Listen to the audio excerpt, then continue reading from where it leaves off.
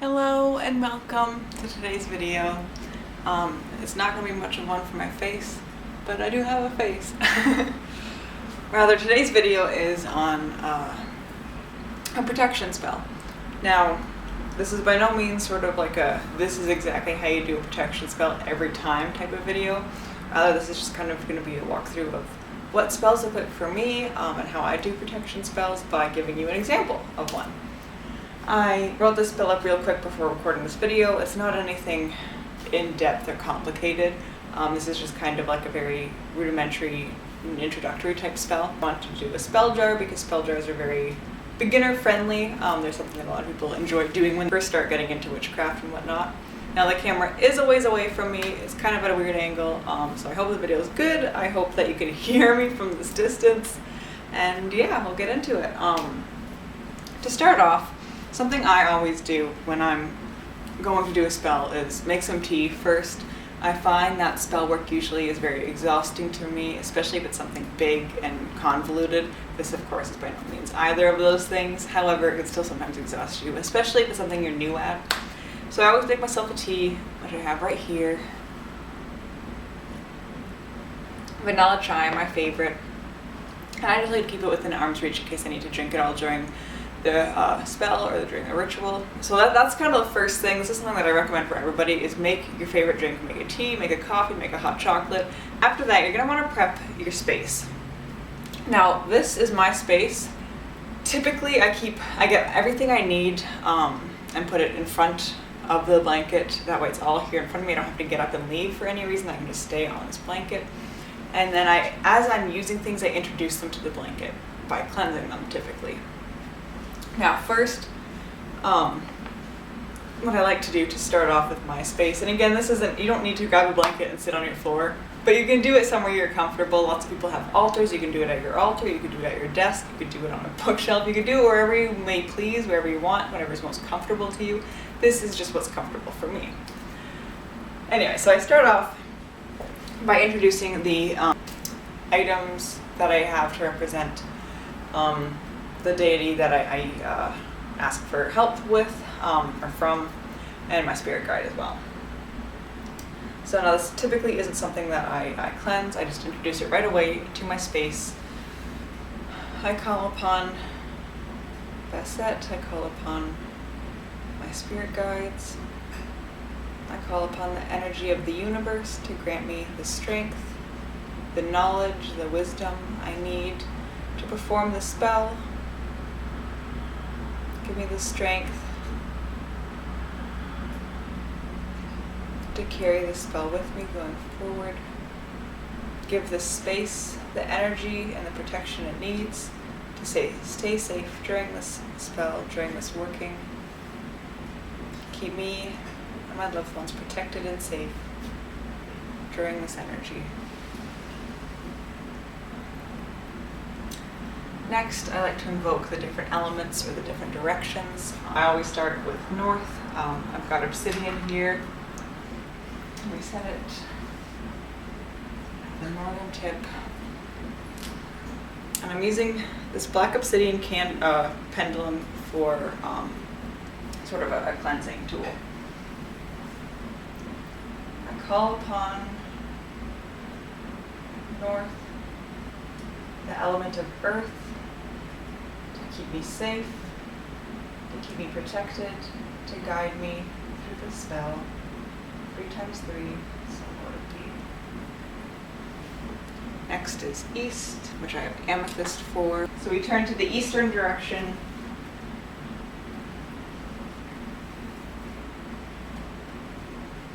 I call upon the east.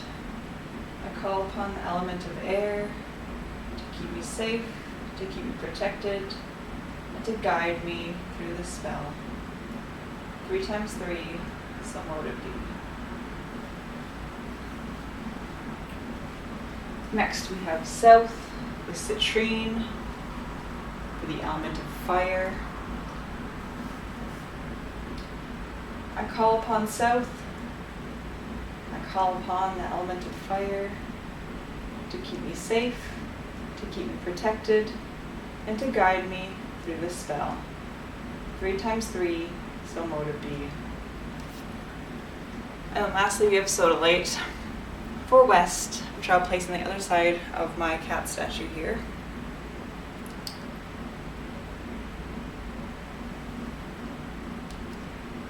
I call upon west. I call upon the element of water to keep me safe, keep me protected, and guide me through the spell. 3 times 3, so mote it be.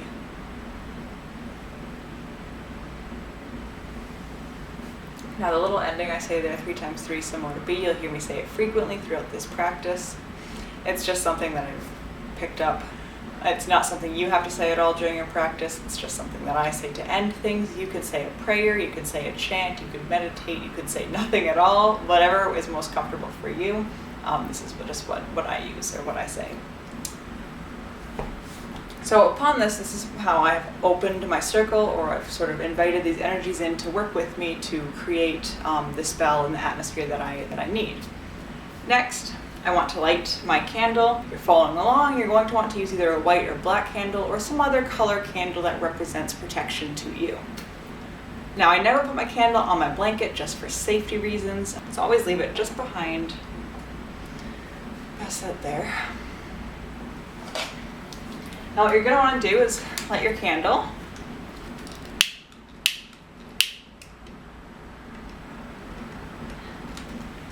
And at this point, I like to just take a moment, just meditate on the candle, look at the flame, look at the light,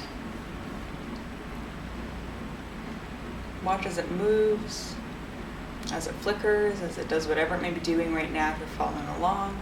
This candlelight is pretty small. You're going to want to just stare at this for a few moments. Use it as a guide for meditation. Once you're at that space, begin to imagine protection. Begin to think about what protection means for you. So for example, for I'd be thinking right now how it feels to be in my partner's arms. That's a very protected feeling for me. How it feels when I'm laying in bed and my cats are both laying on me. How it feels when I'm laughing late at night with a friend, or when I'm laughing at work with a friend.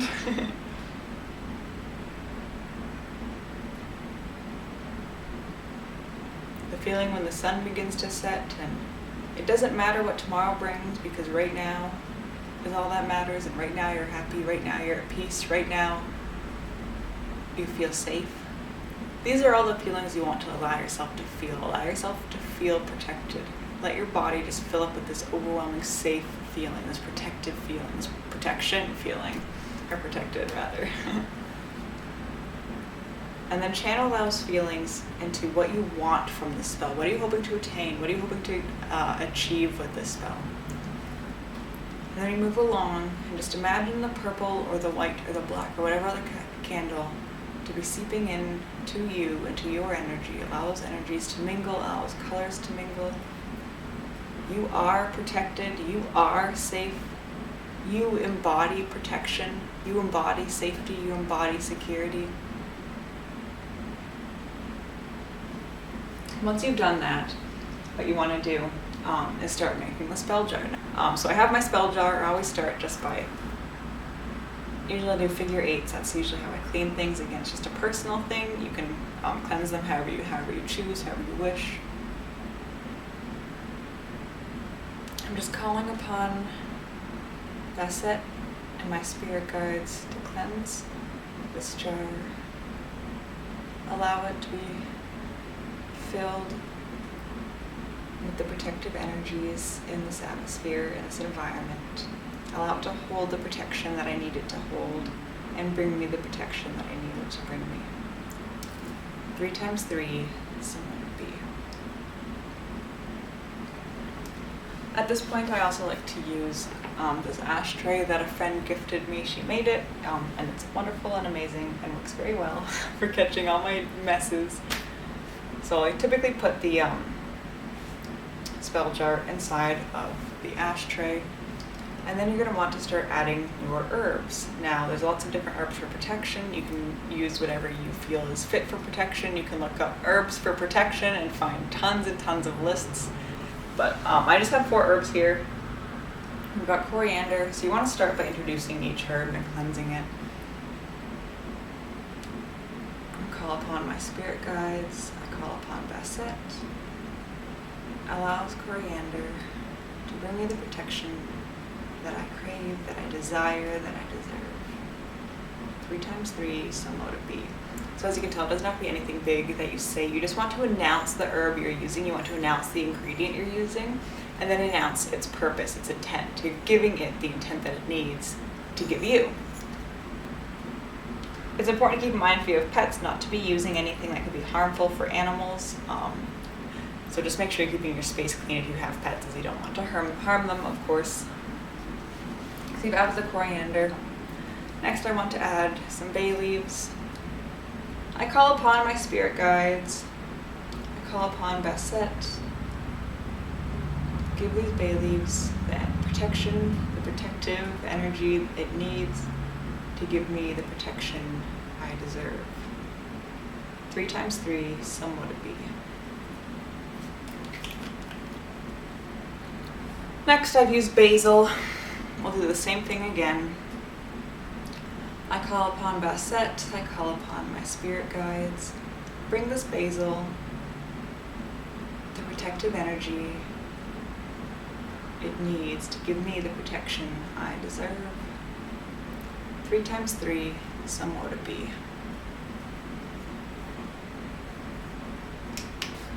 Lastly, I've got garlic powder. I call upon Basil, I call upon my spirit guides. Give this garlic powder the energy it needs to give me the protection I deserve. Bless it with protective properties, protective energies, so it may bless me in return. 3 times 3, so let it be. If you had a little funnel, I imagine it would be 100% easier. Or a spoon, perhaps. There are a lot easier ways to go about it than what I'm doing, is what I'm trying to say. Imagine, while you're filling it up, protection it will give you. Imagine your body as the vessel, the jar there. The jar is just symbolic for you, for your body. As it fills up with protective energies, so do you. Next, I always use sigils in my spell jars, so I created this sigil.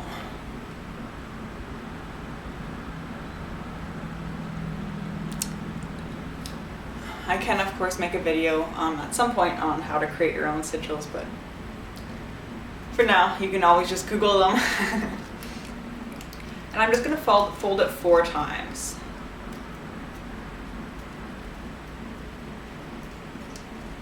I'm sure there's a specific number that specifically stands for protection, and you may want to use that number instead.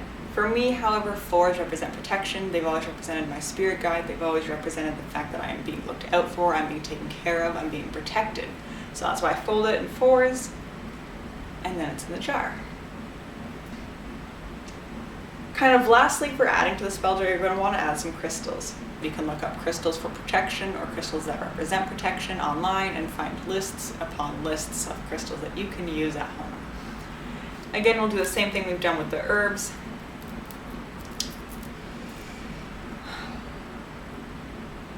I call upon my spirit guides. I call upon Basil to bless these crystals, this Lapis Lazuli, with the energy of protection, so I may be protected as I go along. 3 times 3, so let it be. So yeah, my first one is Lapis Lazuli. The amount you put in doesn't matter. If you only have 1 crystal and you want to put it in the jar, put it in the jar. If you have 30 crystals you want to put in the jar, put all 30 in it. It really does not matter at all. Next I've got Moonstone Opal.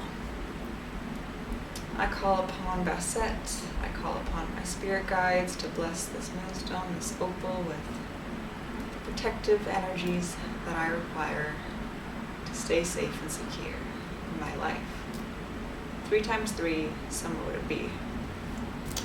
Lastly, I've got Malachite. I call upon Basset, I call upon my spirit guides to bless this malachite with the protective energies and the guidance that I need to stay protected in my future. 3 times 3, so what would it be? So once you put your crystals in, that's all you're going to want to fill in your jar.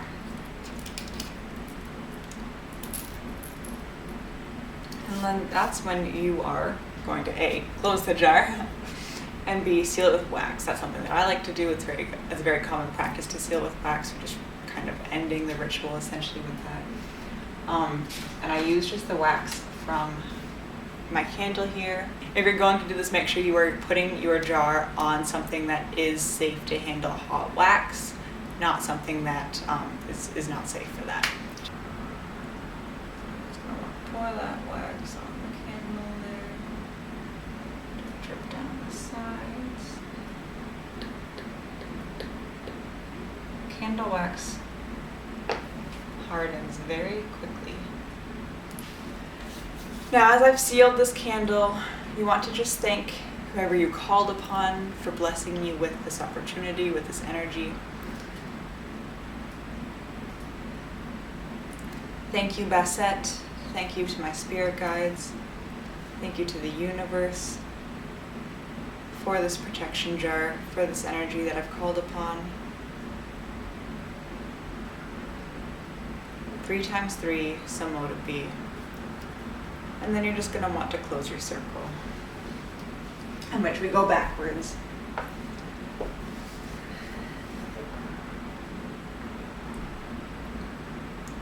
Thank you to the west. Thank you to the element of water for granting me protection and guidance throughout this spell. 3 times 3, so mote it be. Thank you to the south.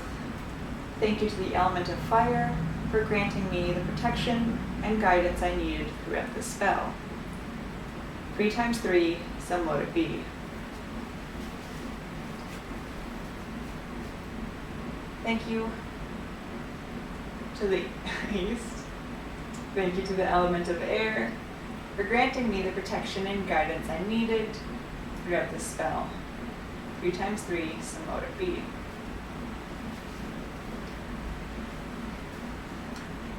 Thank you to the north. Thank you to the element of earth for granting me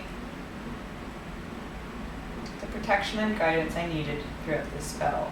3 times 3, so mote it be. Thank you to Basset.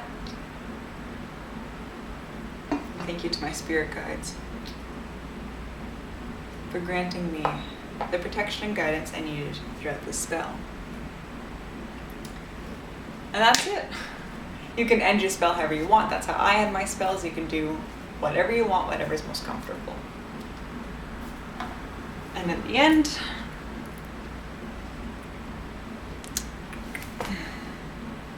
you have your jar.